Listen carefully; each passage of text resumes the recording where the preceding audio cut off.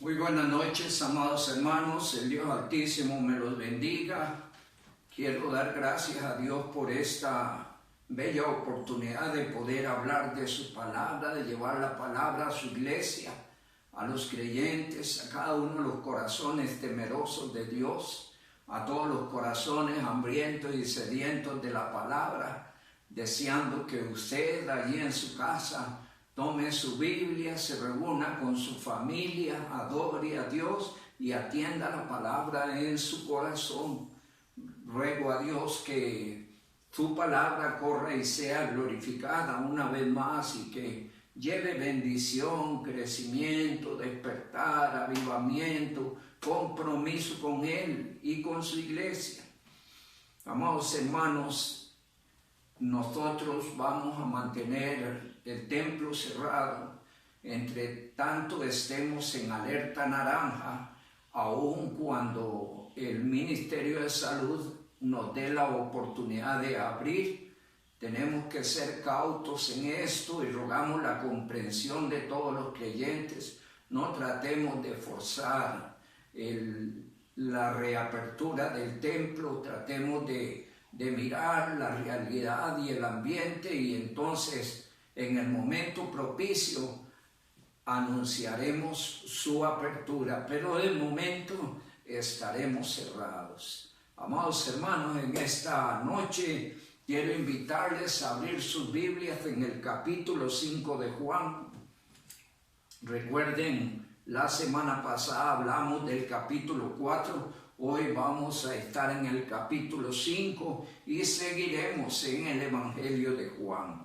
Vamos a leer en ese capítulo los versículos 1 y hasta el 9. Dice así la palabra de Dios: después de estas cosas había una fiesta de los judíos y Jesús subió a Jerusalén, y hay en Jerusalén, cerca de la puerta de las ovejas, un estanque llamado en hebreo Betesda, el cual tiene 5 pórticos.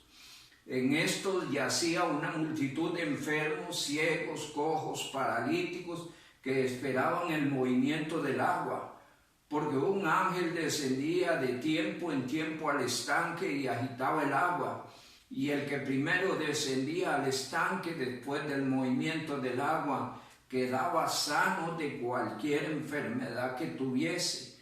Y había allí un hombre que hacía 38 años que estaba enfermo. Cuando Jesús le vio acostado y supo que llevaba mucho tiempo así, le dijo: ¿quieres ser sano? Señor, le respondió el enfermo, no tengo quien me meta al estanque cuando se agita el agua, y entre tanto que yo voy, otro desciende antes que yo. Y Jesús le dijo: levántate, toma tu lecho y anda. Y al instante aquel hombre fue sanado y tomó su lecho y anduvo, y era día de reposo aquel día. Que el Señor nuestro Dios nos bendiga en esta noche con su palabra. Vamos a orar y pedir la dirección del Señor. Señor Dios y Padre nuestro, alabamos y adoramos tu nombre. Te agradecemos, oh Dios, que nos hayas llamado para ser tus hijos, que hayas dado a tu Hijo Jesucristo en sacrificio y en favor, oh Dios nuestro. Gracias por el regalo de la salvación. Gracias por el honor de ser tus hijos y que tú eres nuestro Padre. Nos gozamos en tu presencia en esta noche. Rogamos nos bendigas, Señor, nos sostengas, nos mantengas siempre despiertos espiritualmente, con la mirada puesta en Cristo, dispuesto a pelear la buena batalla de la fe. Ayúdenos, Señor, a mantenernos apegados a tu palabra, a la oración, a la comunión y compañerismo de la iglesia a través de los medios que están a nuestra disposición. Ayúdenos, Señor, Dios Padre, a seguir creciendo y seguir fortaleciéndonos espiritualmente día con día.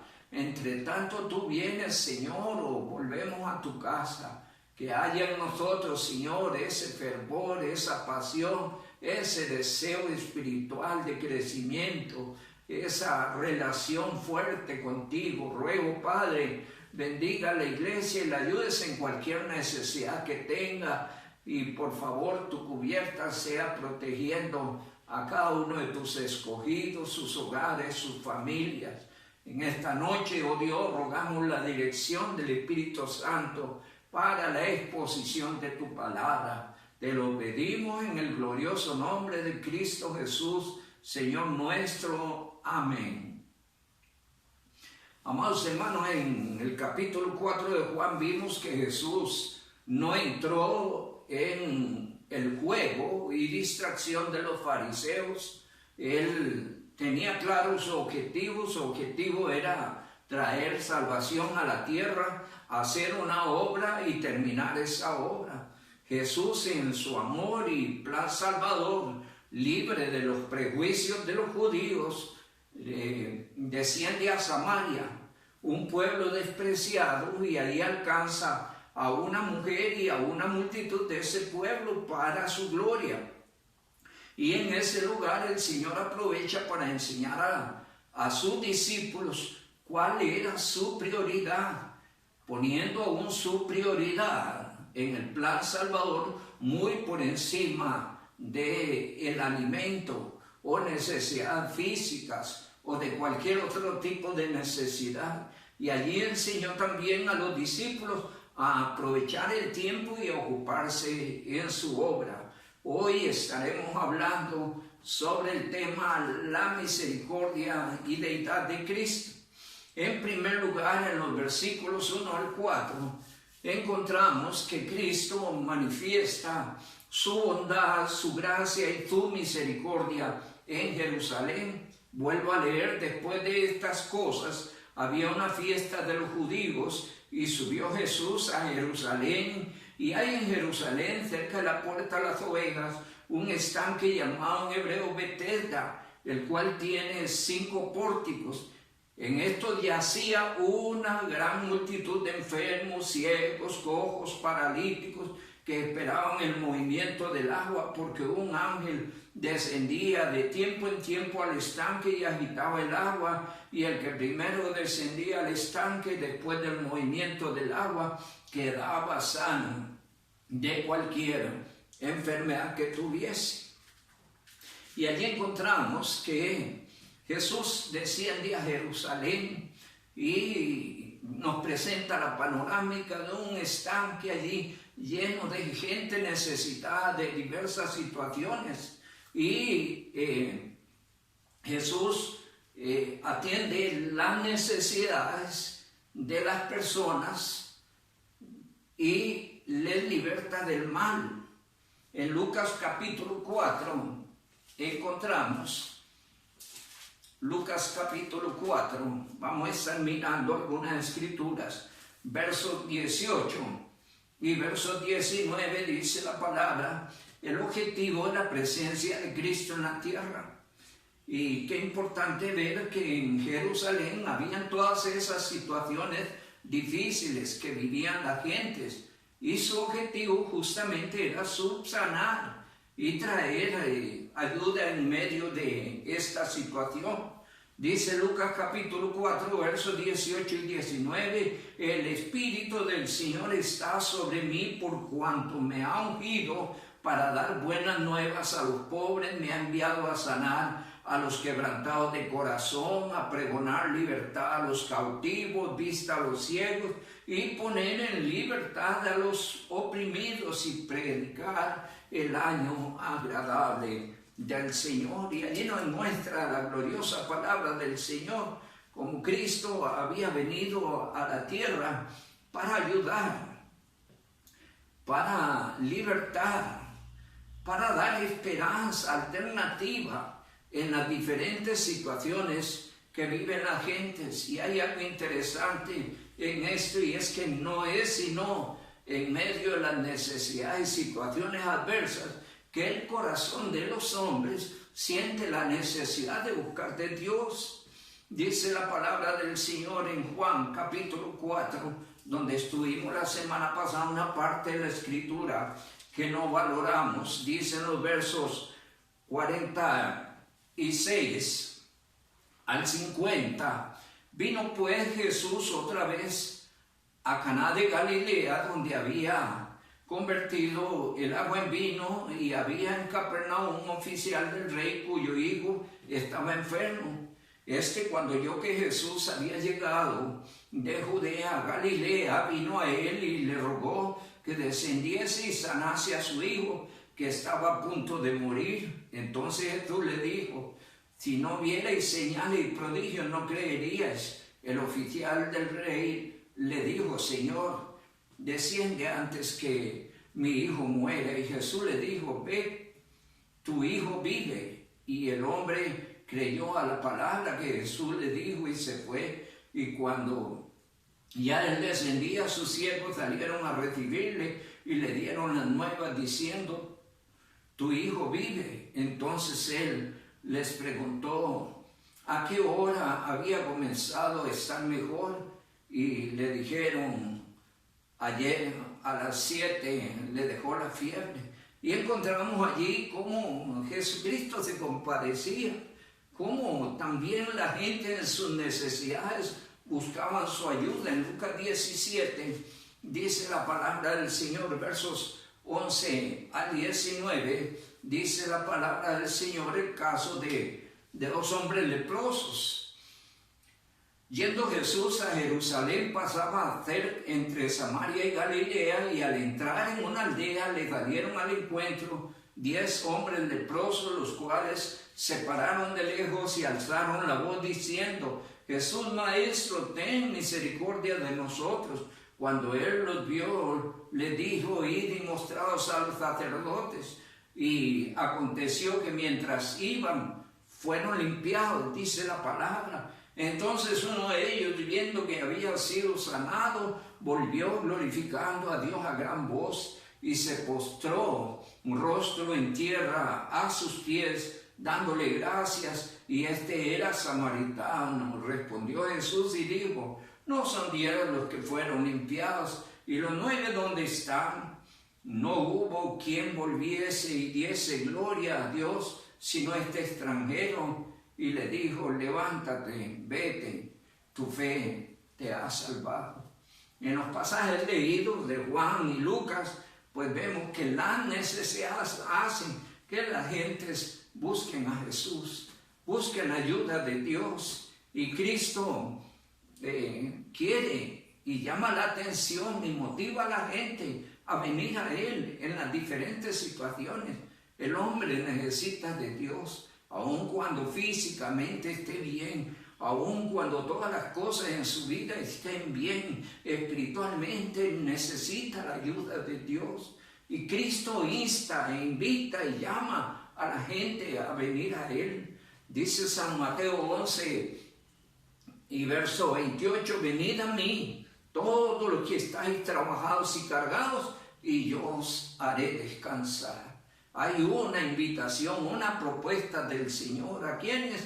A los cargados, a los cansados, a los agobiados, a los necesitados, a los que sienten en su corazón la urgencia, la necesidad de Dios. Él quiere que vengan a Él. En el verso 2 de nuestro texto dice: y hay en Jerusalén, cerca de la puerta de las ovejas, un estanque que en hebreo es Betesda, el cual tiene 5 pórticos. ¿Por qué tomamos ese verso? Porque el término hebreo Betesda significa casa de gracia y casa de misericordia, o casa de gracia y misericordia. Y justamente es lo que Cristo representa. Cristo representa de Dios la gracia y la misericordia. Dice Juan capítulo 1, voy a tratar de ir rápido por el factor tiempo, y dice la palabra del Señor en el verso 15 y hasta el verso 17, Juan dio testimonio de él y clamó diciendo: ese es del que yo decía, el que viene después de mí es antes de mí, porque era primero que yo, porque de su plenitud tomamos todos, y gracia sobre gracia. Porque la ley por medio de Moisés fue dada, pero La gracia y la verdad vinieron por medio de Jesucristo.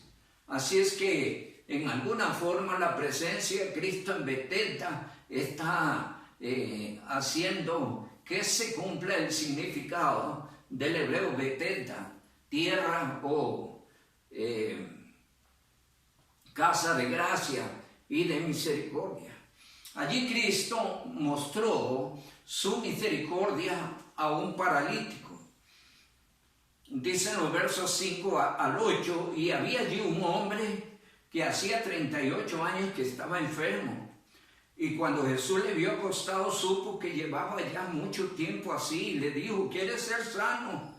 Y él respondió: Señor, le respondió el enfermo, no tengo quien me meta en el estanque, y cuando se agita el agua, entre tanto que yo voy, otro desciende antes que yo. Jesús le dijo: levántate, toma tu lecho y anda. Y al instante aquel hombre fue sanado y tomó su lecho y anduvo, y era día de reposo aquel día. Aquí nos encontramos la escena maravillosa donde Cristo ayuda a un hombre que había pasado toda su vida en una condición triste, en una situación difícil, en una tribulación constante, en una condición donde él no tenía movilización propia. De manera que allí la palabra del Señor nos muestra que Cristo le mostró a este hombre su amor, su bondad y su misericordia. Dios quiere ayudar. Cristo vino para ayudar. La humanidad toda necesita ayuda. Usted y yo necesitamos ayuda. Cuán necesario es entender que Cristo es la alternativa, que Cristo puede ayudar, sea cual sea la situación. Poner esto en la mente y en el corazón. Para Él nada es imposible. Usted y yo nos vemos imposibilitados de muchas cosas donde no podemos. Este hombre no podía, no tenía alternativa humana, y los que podían ayudarle no le ayudaban. Pero Cristo no menosprecia a nadie. Cristo vino para ayudar, y la palabra del Señor nos muestra que Cristo tuvo amor, bondad y misericordia por este hombre. Cristo vino a traer esperanza, ayuda, alivio y salud a multitudes. Isaías capítulo 35 dice en los versos 1 y hasta el verso 6, dice aquí la palabra del Señor: se alegrará el desierto y la soledad, el yermo se gozará, florecerá como la rosa, florecerá profusamente, y también se alegrará y cantará con júbilo. La gloria del Líbano le será dada, la hermosura del Carmelo y de Sarón. Ellos verán la gloria de Jehová, la hermosura de nuestro Dios. Fortaleced las manos cansadas y afirmad las rodillas endebles. Decid a los de corazón apocado, esforzado, no temáis, he aquí vuestro Dios viene con retribución, con pago. Dios mismo vendrá y os salvará. Entonces los ojos de los ciegos serán abiertos y los oídos de los sordos se abrirán, y entonces el cojo saltará como ciervo y cantará la lengua del mudo, porque aguas serán cavadas en el desierto y torrentes en la soledad. Y este pasaje nos habla el propósito de la presencia de Cristo en la tierra. Cristo vino a traer salvación, a traer esperanza, a traer ayuda, a traer alivio, a traer consuelo a los corazones. Cristo mismo es vida, es alegría, es esperanza para los que le buscan, para los que vienen a Él. Dice Juan, su capítulo 10, Juan capítulo 10, versos 9 y verso 10. Yo soy la puerta, el que por mí entrare será salvo, y entrará y saldrá y hallará pastos. El ladrón no vino sino para hurtar, matar y destruir. Yo he venido para que tengan vida y para que la tengan en abundancia. Eso nos enseña la gloriosa palabra de nuestro Dios, del propósito por cual Cristo estaba en la tierra. ¿A qué vino Cristo? Cristo vino a traer vida, alegría y esperanza. Cristo es consuelo, es ayuda, es alivio a los que le buscan, a los que vienen a Él. También es nueva vida para los que creen y le reciben. Es seguridad, seguridad eterna. Y en segundo lugar, Cristo aprovecha esta situación que se genera a causa de la sanación de ese paralítico para declarar su deidad. Segundo lugar, Cristo aprovecha la ocasión para declarar su deidad. Los milagros de Cristo, las sanidades, la ayuda, los alivios que traía a las multitudes que vivían situaciones difíciles, aunque suene terrible, traían incomodidad y generaban disgusto y oposición de los líderes religiosos. Ahí intervenían muchos, principalmente los fariseos, los saduceos, los sacerdotes, vivían en una guerra constante contra Jesús y sus obras. Ellos, en vez de ejecutar su tarea espiritual de ayuda, de consuelo, de alivio y de misericordia sobre los necesitados, se enardecían y se enojaban cuando Cristo sanaba o traía alivio o consuelo a alguien, porque el diablo se enoja donde Dios se manifiesta. Y dice la palabra del Señor en el verso 10 y hasta el verso 13. Esta gente empezó a interrogar al que había sido sanado. No llegaron a alegrarse con él, como dice la Biblia, que debemos llorar con los que lloran y alegrarnos con los que se alegran. No, ellos estaban molestos. En vez de venir a felicitarlo, qué dicha que después de tanto tiempo puedes caminar, puedes saltar, puedes moverte por ti mismo, puedes hacer las cosas por ti mismo. No, estaban molestos. Y dice el verso 10, entonces los judíos dijeron a aquel hombre que había sido sanado en ese día de reposo, no te es lícito llevar tu lecho. Oye, 30 y resto de años acostado sobre un lecho y de repente es sanado y carga su lecho porque ya no lo va a ocupar más. Se molestan de que en un día de reposo cargue su lecho. Y dice el verso 11, y le respondió el que me sanó, él mismo me dijo, toma tu lecho y anda. Entonces le preguntaron, ¿quién es el que te dijo, toma tu lecho y anda? Y el que había sido sanado no sabía quién fuese, porque Jesús se había apartado de la gente que estaba en aquel lugar. Y encontramos, hermanos, que los milagros, la sanidad de los beneficios que Dios en Cristo hacía en favor de la gente, incomodaban y molestaban. Hay muchas cosas que molestan al mundo religioso, que molestan a los incrédulos, y es que ver que alguien cambia, ver que alguien ha sido sanado, ver que alguien tiene una mejor vida, esto incomoda. Cuando la luz de Dios brilla en la vida, en el corazón de las personas, eso va a incomodar al mundo de las tinieblas, al mundo religioso. De manera que aquí pues no es nada extraño, y aprovecho para decirle a los creyentes que no debemos sentirnos tristes o incómodos cuando nos menosprecien o nos maltraten por causa de nuestra fe o de nuestra nueva vida, o demostrar al mundo la obra de Dios en nosotros. Dice la palabra del Señor en 1 Pedro 4:12, amados, no os sorprendáis del fuego de prueba que os ha sobrevenido, como si alguna cosa extraña aconteciese, sino gozaos, por cuanto sois participantes de los padecimientos de Cristo, para que en la revelación de su gloria os gocéis con gran alegría.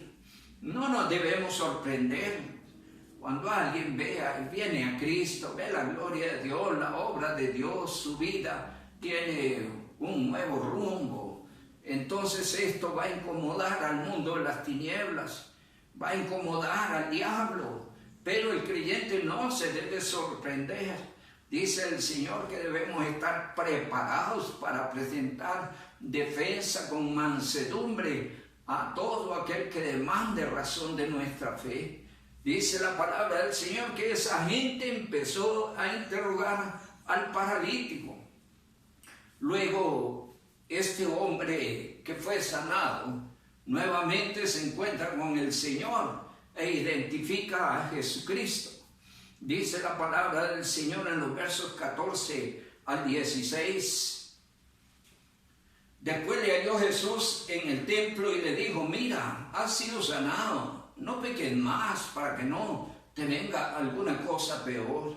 El hombre se fue y dio aviso a los judíos que Jesús era el que le había sanado, y por esta causa los judíos perseguían a Jesús y procuraban matarle, porque hacía esas cosas en el día de reposo.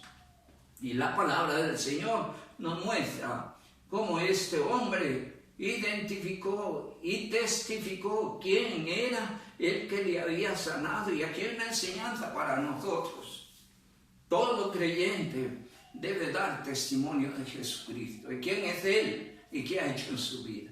Y debe dar testimonio con firmeza. Debe hablar de su experiencia, debe hablar de la gloria de Dios. Lo que el mundo religioso no había hecho durante sus 38 años, Cristo lo hizo. Cuando los hombres no pueden, Dios puede, porque para Él no hay nada imposible y hay que hablar de la obra de Dios en nosotros. ¿Quién lo hizo? Es importante que el mundo sepa quién lo hizo. Cristo lo hizo.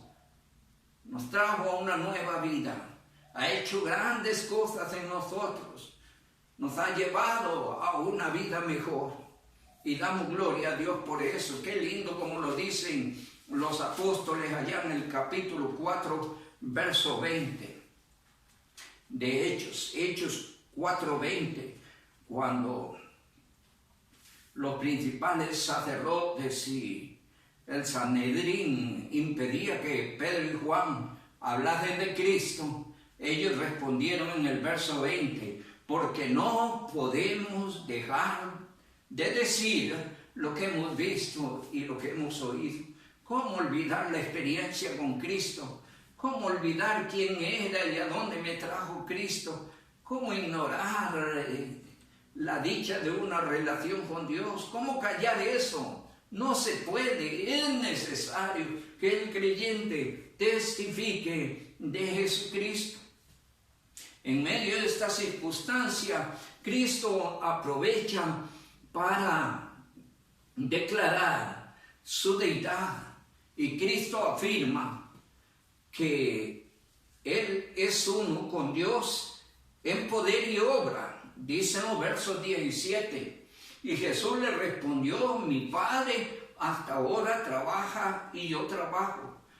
Por eso los judíos aún procuraban matarle, porque no solo quebrantaba el día de reposo, sino que también decía que Dios era su Padre, haciéndose igual a Dios. Y allí nos encontramos como el Señor testifica que Él es uno con Dios en poder y en obra.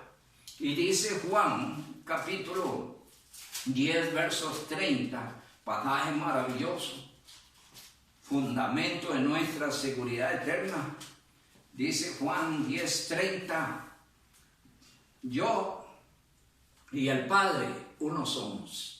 Y tiene por contexto versos 28, 29, nuestra seguridad eterna.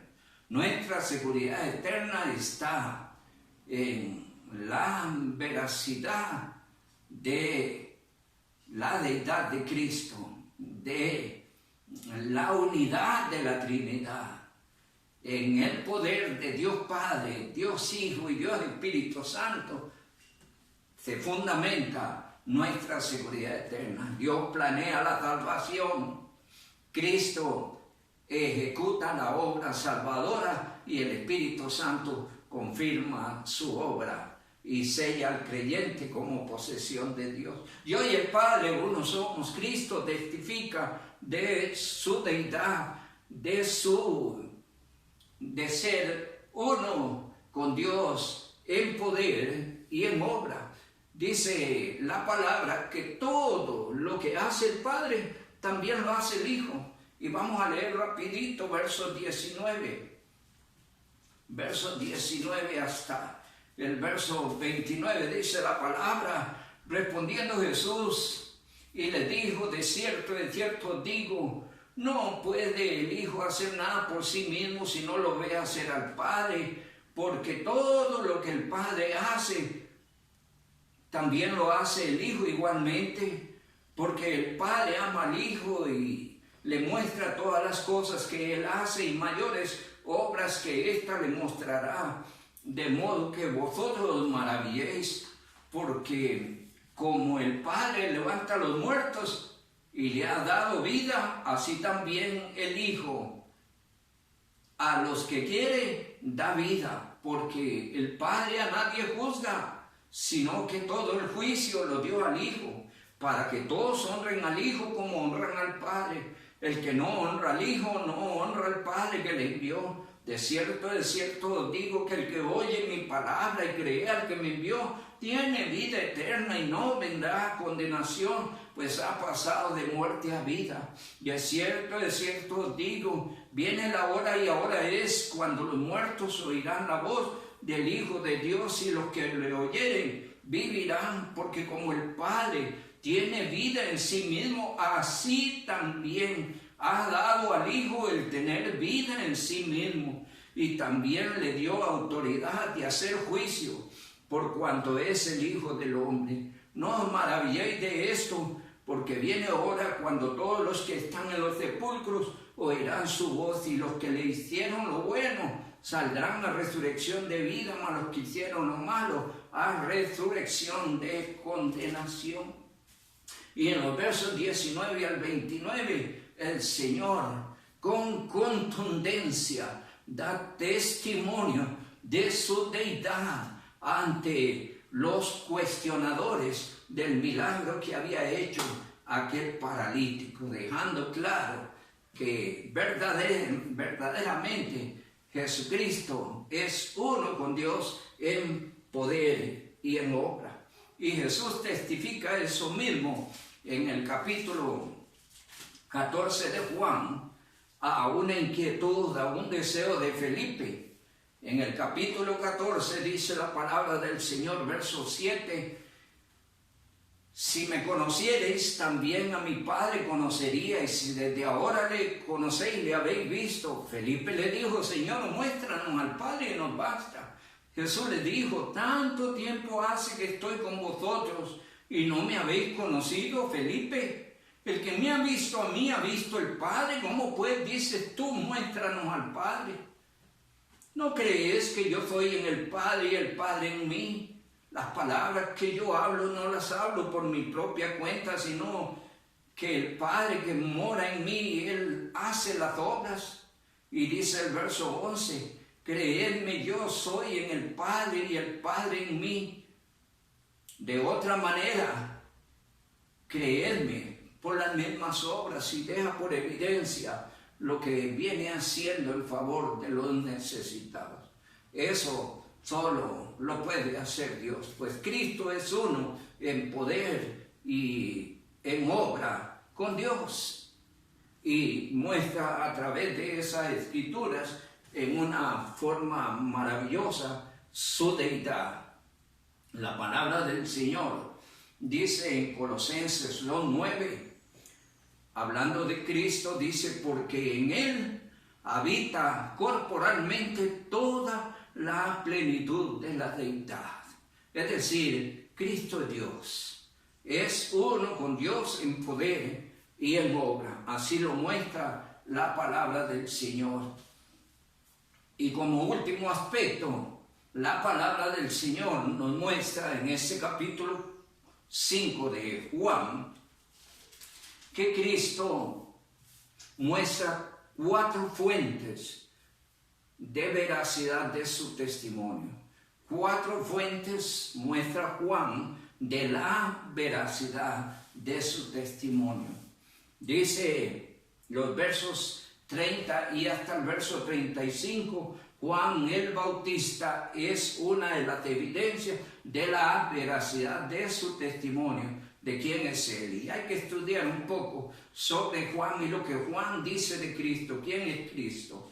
Y dice en los versos 30, no puedo yo hacer nada por mí mismo, según oigo, así juzgo, y mi juicio es justo, porque no busco mi voluntad, sino la voluntad del que me envió, la del Padre. Si yo doy testimonio acerca de mí mismo, mi testimonio no es verdadero.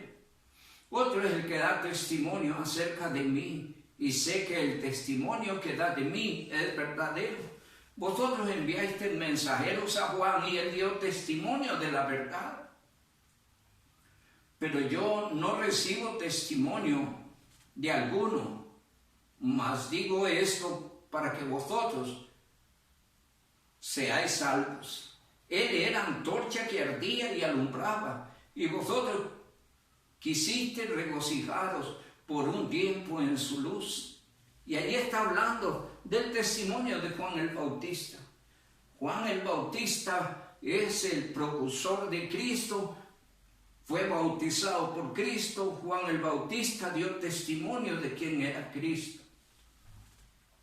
La segunda fuente de la veracidad de su testimonio la vemos en el verso 36, las contundentes señales. Lo que él venía haciendo, nadie lo había hecho antes. Sus señales, su poder, sus milagros eran innegables, eran evidentes a todos. Dice el verso 36, mas yo tengo mayor testimonio que el de Juan, es decir, tengo el testimonio de Juan, pero hay un mayor testimonio, porque las obras que el Padre me dio para que se cumpliesen, las mismas obras que yo hago, dan testimonio de mí, que el Padre me ha enviado, y muestra allí como evidencia de la veracidad de su testimonio, las obras, las señales a todos los necesitados que leímos, caracterizaban el pueblo de Israel, pero específicamente en Jerusalén, allí donde leímos. El tercer testimonio tercera evidencia de la veracidad de su testimonio la encontramos entre los versos 37 al 38. También el Padre, es decir, Dios, que me envió, ha dado testimonio de mí. ¿Recuerdan cuando Jesús descendía al agua y el Espíritu Santo vino como paloma y se dejó oír una voz del cielo que decía: este es mi Hijo amado, a él oíd? Y allí Dios mismo da testimonio. También el Padre que me envió da testimonio de mí. Nunca habéis oído su voz, ni habéis visto su aspecto, ni tenéis su palabra morando en vosotros, porque a quien Él envió, vosotros no creéis. Y ellos creen en Dios, pero no creen en Cristo, y a pesar de las evidencias, se resisten, y a pesar de las señales gloriosas, se resisten a creer. Y la última evidencia de la veracidad de su testimonio son las Sagradas Escrituras, versos 39 al 41. Jesús les dijo: escudriñad las Escrituras, porque a vosotros os parece que en ellas está la vida, y subrayen. Las Escrituras dan testimonio de Jesucristo. Toda la Escritura, aprovecho para decir esto que es maravilloso, Si la Biblia tuviera alguna médula espinal, esa médula espinal es Cristo. El objetivo de las Escrituras es Cristo. El mensaje de las Escrituras es Cristo. Por eso dice Juan 5:39, escudriñad las Escrituras porque a vosotros parece en ellas está la vida eterna y ellas dan testimonio de mí. Y no queréis venir a mí para que tengáis vida. Gloria a los hombres no recibo, mas yo os conozco que no tenéis amor de Dios en vosotros. Y allí el Señor lo confronta con su falsedad religiosa. Eran muy religiosos, sí, pero uno lee en Marcos capítulo 7, versos 7 al 9, que era un pueblo que adoraba a Dios de labios. Encontramos en Lucas 6, 46, ¿por qué me llamáis Señor, Señor, y no hacéis lo que yo os digo? Mera religiosidad, sin una viva relación con Dios, sin una genuina obediencia a las Escrituras. Entonces el Señor los confronta en el verso 42, mas yo os conozco que no tenéis amor de Dios en vosotros. Versos 44, ¿cómo podéis vosotros creer? Pues no recibid gloria, pues recibid gloria los unos de los otros y no buscáis la gloria que viene de Dios. Ellos, entre líderes religiosos, vivían para alabarse los unos a los otros, para escudarse, defenderse los unos a los otros, pero estaban olvidando a quién le pertenecía la gloria. Dice la palabra del Señor que Él les confronta en su falsedad religiosa. Dice el 45, no penséis que yo voy a acusaros delante del Padre. ¿Hay quién os acusa? Moisés, porque Moisés habló de Cristo. La Escritura da testimonio de Cristo. Así es que Moisés y la Escritura serán su propio juez en quien tenéis vuestra esperanza.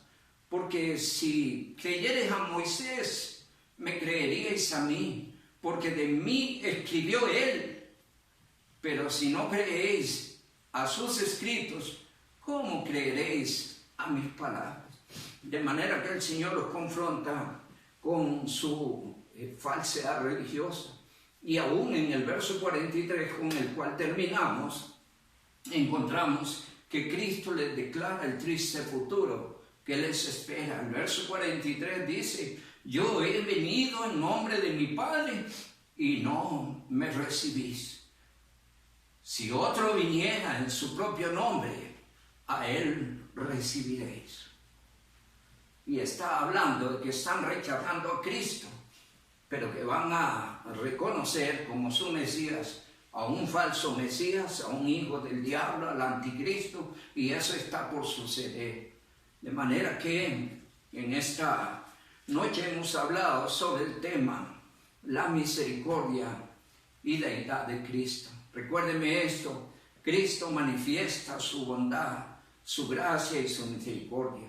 Y Él ha venido a la tierra para traer salud, alivio, consuelo, esperanza. Él mismo es salud y vida eterna.